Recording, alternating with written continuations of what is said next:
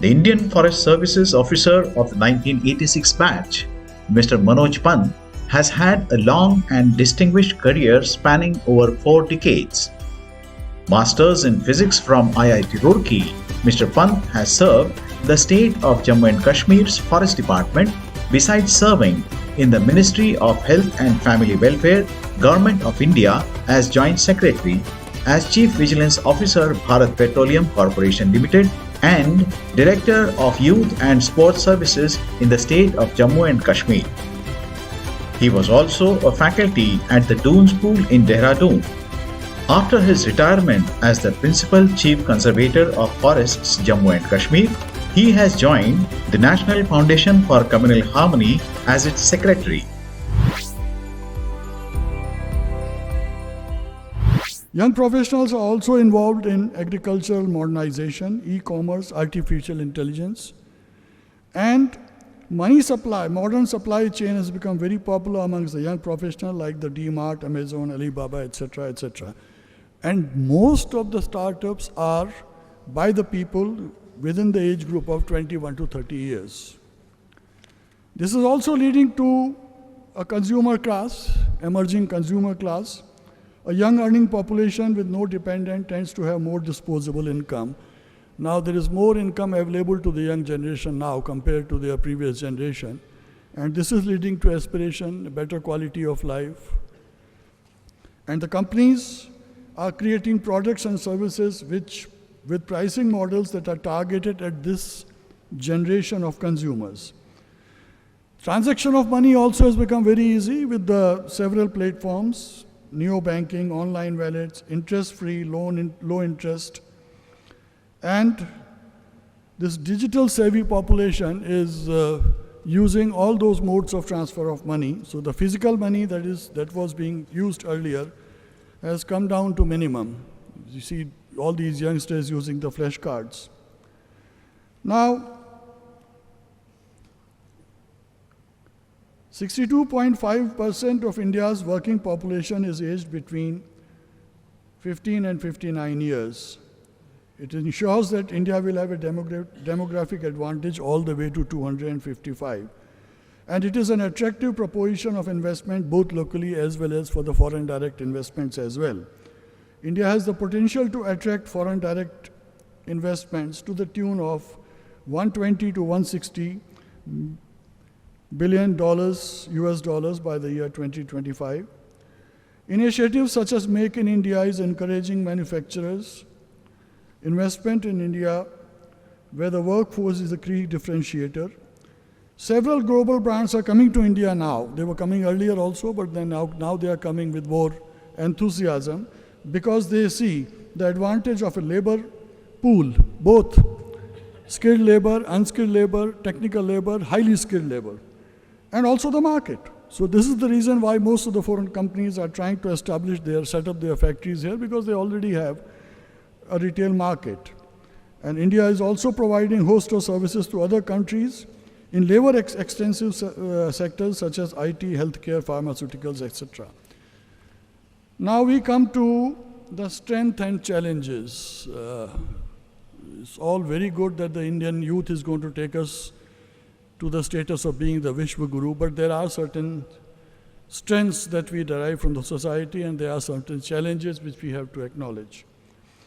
Now first is the strength. I take it as a strength. If we go by the census of 2011, 79.8% of India's population follow Hinduism, followed by Islam, Christian, Sikhs, Buddhism, Jain. Now the beauty of this culture is that a young child, when he grows, he imbibes the values of good things of all the religion and not only one religion. If you remember our younger days when we grew up, we learned good things from all the religions, from all the cultures, from all the ideologies. So our personality is much more rounded as compared to the monoculture society. And this is leading to the youth having a broader outlook, a more accepting outlook, a more rounded personality, the appreciation for other ideologies and other religions and all that. India also has the advantage that we have very, very strong family values, irrespective of the religion, caste, and creed. Our family values are very, very strong. This is a huge strength we have. Right from the time the child is born, he's taken care of by not only his immediate family, but by the extended family, and this is how the child grows, imbibing values, good things from everyone and anyone. So this is the huge advantage that India has, that we have strong family values. We have a very robust Constitution of India. We had Constitution Day just yesterday. And the Constitution of India does not differentiate between one person and another person. It ensures that all sections of the society get equal opportunities without any differentiation. So that's the huge advantage that we have. And this has helped us in uniting all the population together to face the emergencies. And the way we respond to emergencies is absolutely spectacular. The recent example is COVID-19. When the entire world was struggling with COVID-19, we also struggled. We also had first wave. We also had second wave. Our health care services were challenged. Our technology was challenged. Our response was challenged. But there is no country in the world which can match us in meeting those challenges. The character of a country or an individual is not decided by the challenges it faces, but it is decided by how they face the challenge. And I think the response of the country has been absolutely spectacular. I am very proud of it. Our doctors, our health workers,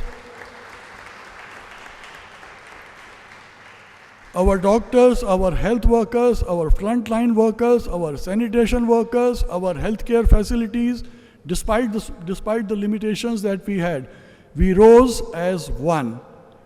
And within 6 months, we developed vaccine within the country, 2 vaccines. And now more than 115 crore people are already vaccinated. At least one shot they have got.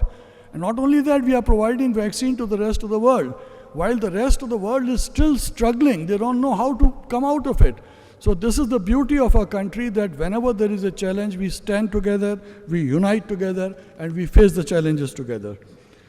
Our society also calls for inclusiveness. There is no differentiation between one person and another person. We learn right from our childhood to respect others, to accept other ideologies.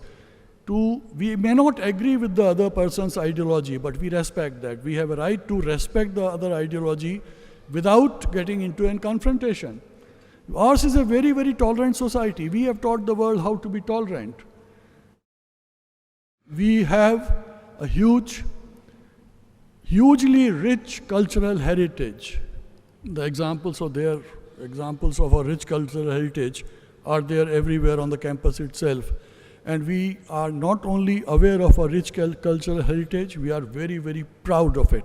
So we are going towards the 22nd century now, keeping in mind taking the values from our rich cultural heritage. So having a rich cultural heritage is one thing, being proud of it is another thing, accepting it is another thing, and using the lessons learned from the rich cultural heritage for our further advancements is another thing, for which I think I'm very, very proud of my country.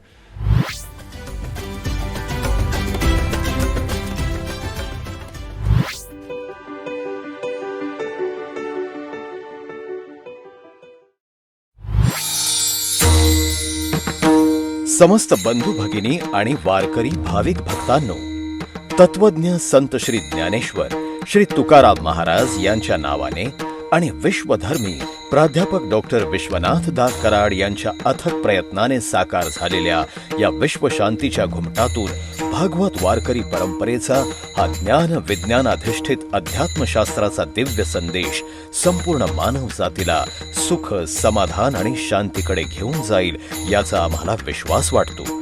जगभरातील मान्यवरांनी गौरवलेला हा विश्व शांतीचा घुमट लवकरच जगातील एक आश्चर्य म्हणून ओळखला जाईल आणि भारताला विश्वगुरू म्हणून मान्यता प्राप्त करून देईल अशी आमची प्रांजळ भावना आहे.